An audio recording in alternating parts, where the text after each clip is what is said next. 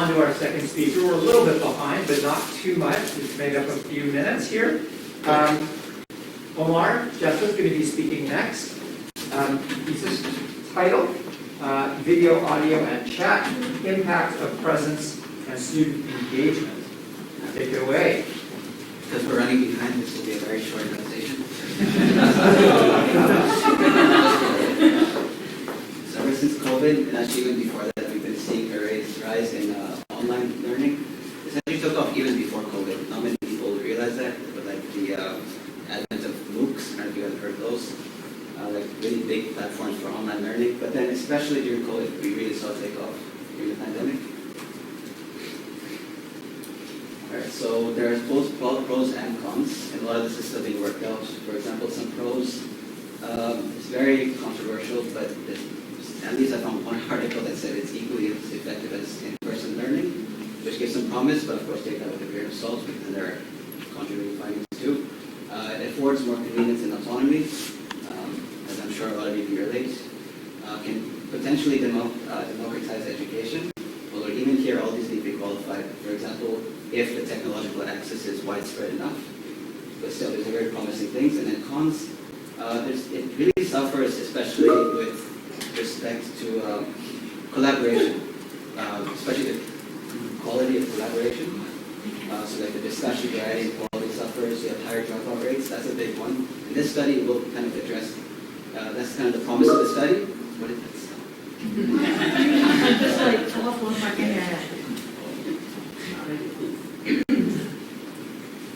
We have to share it now.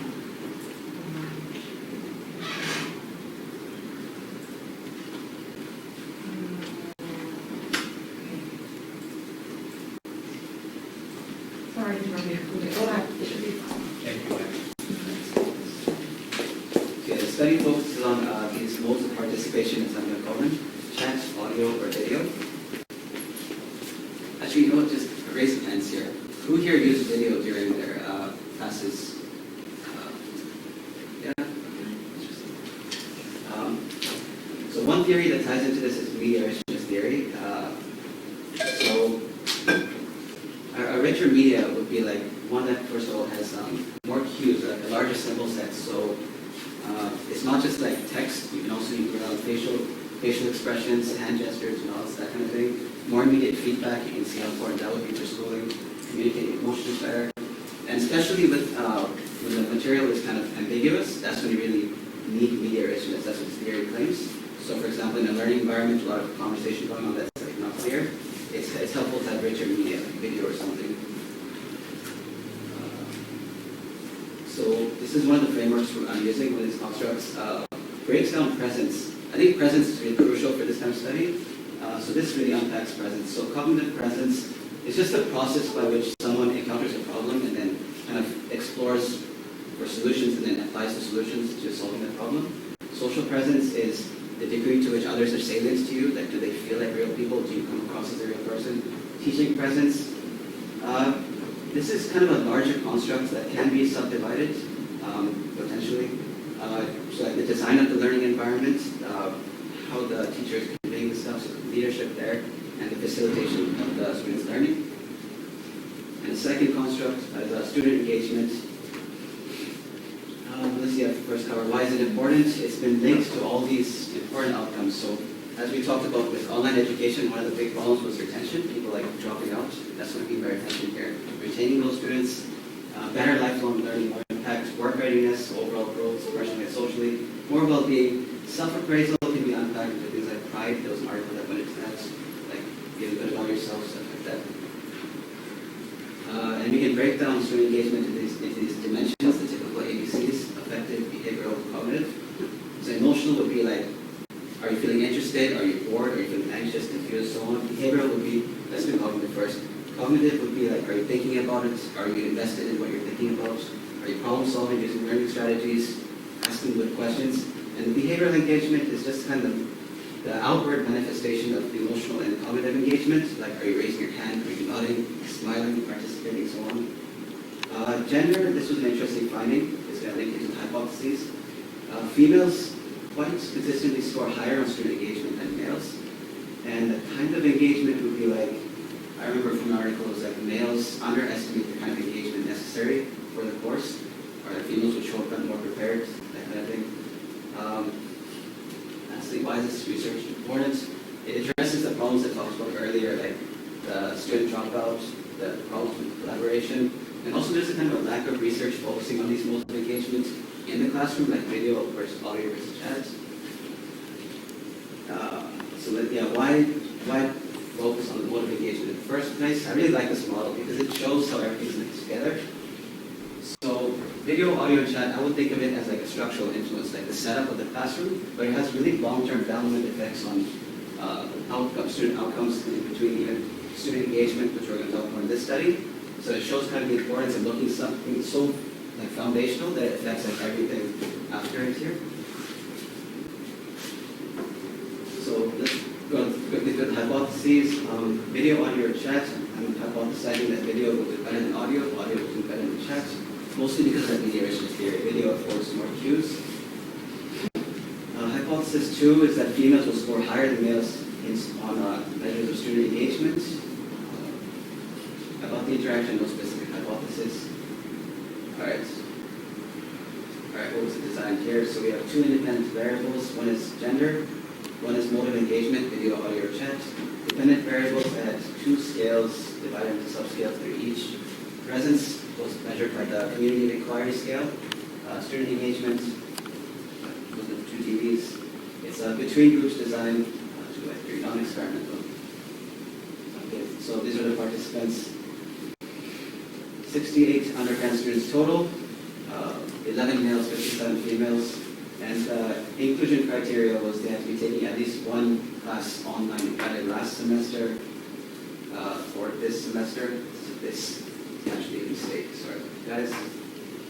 It was last semester or this semester. We actually increased it to get more participants. Okay, so baseline demographics. So this is kind of unpacking this. I know it's a big slide, but I just wanted to show it's going to be important later that there were very few males in the conditions. So like video, audio, chat, look at the males. Just keep this in mind when I go over the discussion versus the females, like 32 females in chat.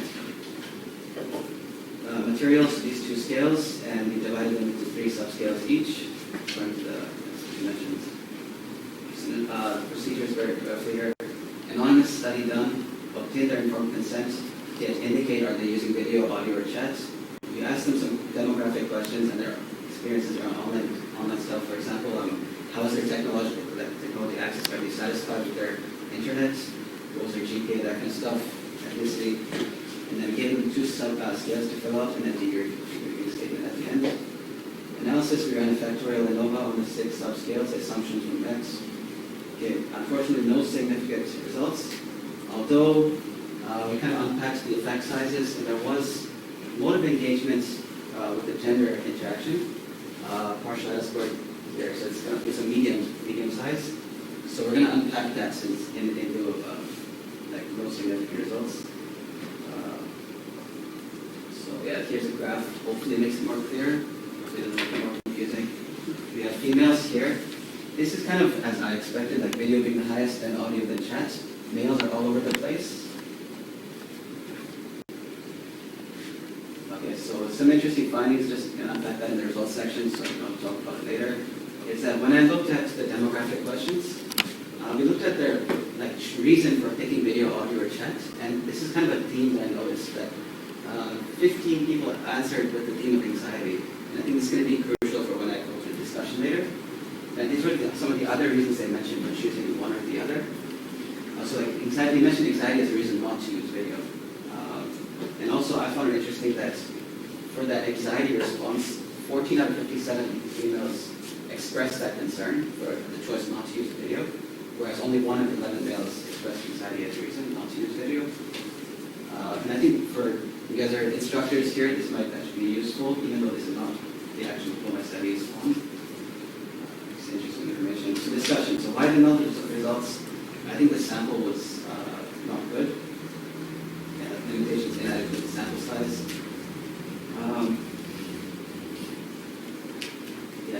What the interaction could mean.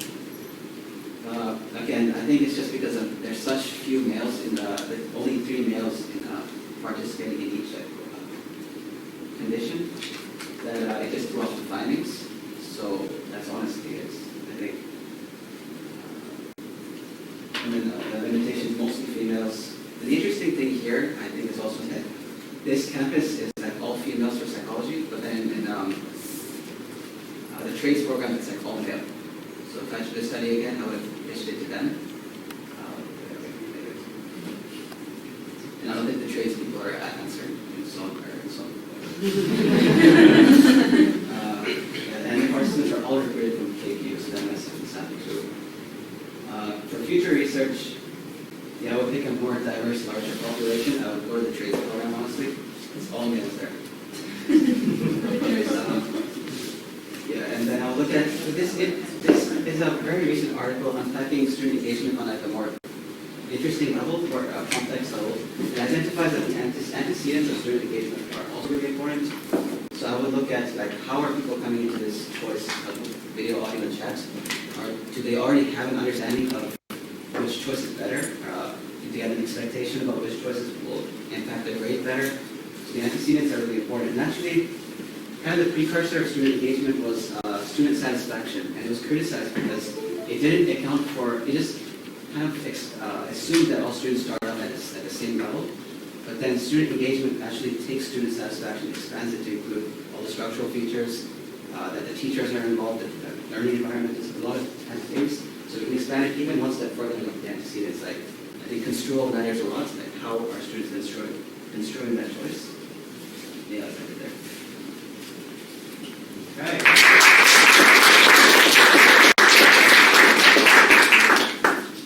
Excellent job, thank you. Shayna, you are up. Great job, Omar. Thank you for walking us through your study. So I have a few questions for you. So the first one, so the study that you had done was a correlational study. So can you kind of speak to what kind of conclusions you can and cannot make based on this design?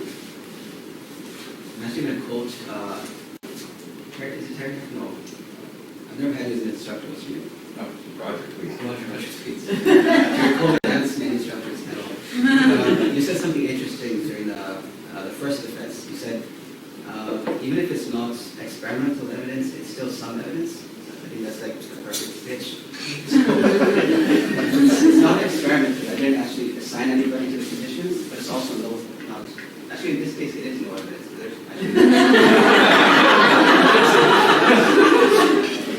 So no, really, I can't draw much except like what future research should focus on. Yeah.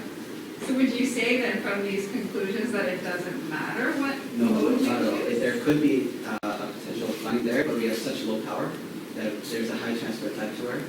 That there could be something there, and we're just not getting it. Yeah.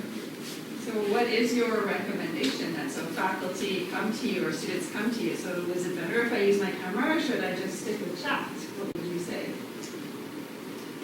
Based on the actual results, I cannot make a recommendation, but personally, from my own interest, that's why I listed all those interesting findings around like what people answered in those like descriptive questions. And I think those answers are really, really interesting. About like anxiety being a reason, whatever, or like what are the reasons for their choice of video, audio, and chat. So yeah, but you would take that with a grain of salt, and it's not actually. I didn't run an analysis on that. All right, thank you. That's it for me. Okay. Plenty of time for questions. Pat? Clara?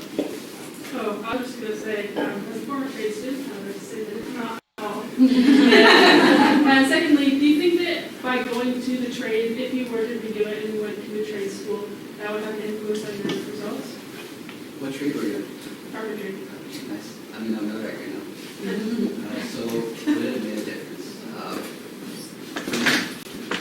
Okay, so actually very interesting. There's another theory, social construal theory, where when you're learning like the lower level mechanics of the test, you need someone close, like proximal to you. And then if you're learning something very abstract, like as a philosophy or something, that person can be like across the world from you. So that when it's not really mediation theory, it's like a different theory I would kind of recruit to explain that. But yeah, I think video there would really make a difference because your trades, you need to pay attention to those lower level mechanics, like how to actually build this thing. So definitely I think it would make a huge difference. Kyle first, then Carla. Probably. Carla first, then Kyle. So I was just, it sounds like you had some open-ended data in this that you were taking a look at. In that open-ended data, did you find any evidence that people were using different modes based on what was going on with the students in the class, or maybe the instructor, as people like you? Yeah, actually, one of them I was going to make called social proof. I don't know what I called it in this slide, but yeah, social proof. So if students answered that other people were using video, they were more comfortable using video. And then also, even the anxiety questions, you could actually, there are themes of like, I'm more focused on looking at myself instead of the other students, like when their cameras on. And actually, I found myself doing that too. Yeah, so I think it makes a difference. Can I ask one really quick follow-up question? When you were asking about what mode they engaged in, was it just they had to decide between the three, or did you carve it up so that it was a percentage, like 50% of the time I'm on the video, 20% on the chat? How did you measure that? Yeah, it was very black and white, and I think that should be a potential limitation, because people don't across the board just use one mode. I think that's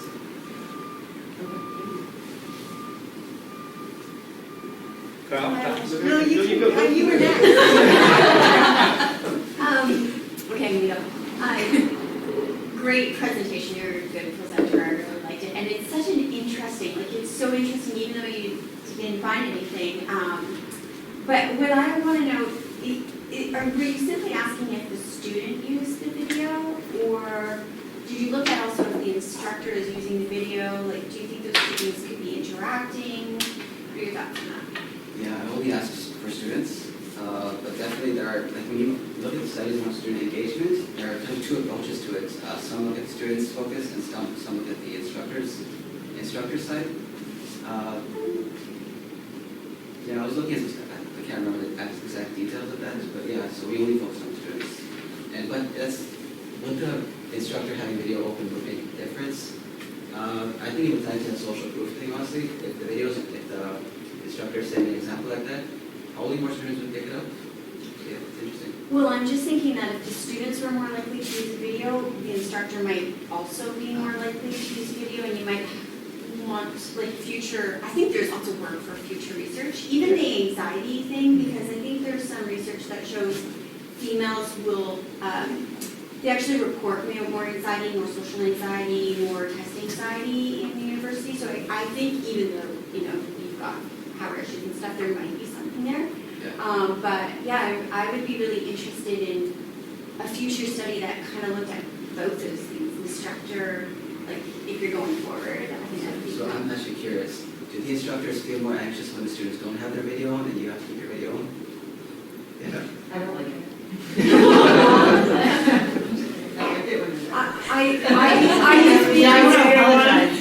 I never have students use their video because I just think it's going to be less complicated. I show mine because I think it's more engaging for the students, but I don't have them turn theirs on because I don't want things to crash. But I do think it would be, I think it's has lots of potential for future stuff. Anyways, great presentation. Do students prefer us having our video cameras on or off? On for sure. I mean, if you wanted it off, I probably wouldn't care, but I don't So I mind it on. completely zone out if it's on. What about having a picture on the video? Is that helpful too? Because that asks me like a lecture with or without picture. I think that also. You mean a picture of your face? Well, some people put the picture of their face. Like your avatar, little face. No, you actually on Kaltura. I don't do that, but some people do it, and I think it's great.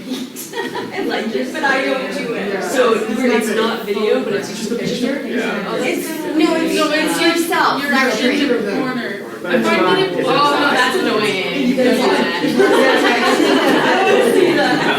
It's distracting because then you're like looking at the talking and looking at the content. You gotta put like your yeah, if you're having the slides, I think Danny has a question. I just wanted to bring the din down. All right, Kyle. great presentation, thank you. Gender is one individual difference variable, and we know that there's probably more commonalities across or between genders and across genders. But what other individual difference variables could you also imagine important in this kind of work, right? So when I read or when I listen to your talk, I go to personality traits as an example of it. So, for example, introversion versus extroversion as one factor that determines whether people will keep their video on or off. But what are other some individual difference variables can you think that would be important in this kind of work? So anxiety is like the one that really pops up, but you kind of alluded to that with the introversion thing. So definitely anxiety would want to measure that. Yeah, the construals that they come into it with, although that's not really a personality trait, but let's go back to this diagram here. So like there are two kinds of structural influences, like this is how the setup of the learning environment, that's kind of where I was pitching at right at the beginning. But if you look at psychosocial influences, maybe you could lead out like the students' motivation levels, their actual skills. For example, can they use technology, right? You could read that. Personality, which you mentioned, I really cannot read that. Yeah. Identity, I think it's identity. Yeah. So yeah, I think the skills would be one that I really want to focus on, like technological skill. And actually there was another study on student engagement where this wasn't like really impoverished regions where the technological access wasn't there. And then once you introduce that into the picture, it changes everything. So for example, in this Western kind of environment, we really value being agentic, like autonomy. But they found that in an impoverished environment, autonomy goes out the window because they're more concerned with actually getting the instruction in the first place. So they want the instructor just to be very clear about what's going on. Because if you just leave it to the students and they're facing technological issues, then that's just like a mess for the student, right? So, yeah. Are there other questions? We have a few minutes remaining. So I really thought this idea of cognitive presence, social presence, and teaching presence was really interesting. Can you go back to that slide? Okay, so that's the community of inquiry framework. Can you just explain more of this? Because I thought this was really interesting because when I'm thinking about students in my class and like I'm thinking about the students who show up to the synchronous sessions for my online courses and the students who watch the recording, and it's like the top half of the class versus the bottom. And so I think there's something really to this idea of like coming to the synchronous session, even though there's a recording that you can watch anytime later on. I'm just interested in cognitive presence, social presence, and teaching presence in the online environment. Can you unpack that a little bit for me? What do you mean by top half versus bottom half? Oh, I mean like the students who are like scoring the highest in the class, they're the students who are actually coming to the synchronous session and they're seeing value in coming to the synchronous session, even though they could watch the recording at any time later on. So there's actually one finding where adult students do better in online education. I found that in a study just because they're kind of more motivated to make use of what's there. So that's kind of one way in which you would have a top half. And I think it changes, the top half will change based on whether it's online education or in-person education. Because probably those who function better with more autonomy, like in a learning environment, older students, I'm guessing, would do better. And this whole process of like cognitive presence is very autonomic. Like how do you measure cognitive presence or social presence? Yeah, it's kind of vacuous, honestly. It's just like the triggering event is like the problem. And then the students are just expected to go out and get solutions. And then they integrate that into their own experience, what they already know. And then finally they resolve the problem, they apply to the problem. But I feel like it's a very autonomous process. And there's no, I don't think it's a very clear way to study it. So I'm seeing some problems there, honestly. I think these are vague. Vague? Ideas. And also it's kind of biased, like that the students have to be very autonomous in the first place and go out and explore on their own. But then it's like, what is the teacher there for? So that raises a lot of questions. I have a comment to that. You could maybe do like surface level learning versus like deep learning as like a trait. so actually it really matters in this, that it assumes a kind of really deep learning, deep and impactful learning, that when you go through this process, you want a really deep kind of learning. Yeah. I don't know, I don't think I answered your question, but was it? It wasn't really a question, it was more of just a comment too. Just a follow-up comment. One other thing, I'm sorry. Marla? Is that okay? One other thing I was just thinking about is that I'm having more and more students self-disclose to me that they have ADHD and things like this. So there's some executive functioning stuff that's going on. And I wonder, I think that would be an interesting thing to capture, just to go back to, Kyle's response, or, talking about individualized traits, and the value of a multimodal kind of engagement format. For some kids, maybe, are off tension, or they need to hold in a little bit more. Then you might see real value in that. The problem with that is that the more stuff you lay into the interface, there's also findings that actually Oh, right, they get it's distracted. kind of vitiates the learning experience. Yeah, sure. So like if you have a screen with a whole lot of stuff going on, Uh-huh. you actually just want the actual message coming through. Yeah, So I'm curious if that will actually bring it down. yeah. Okay, very nice job.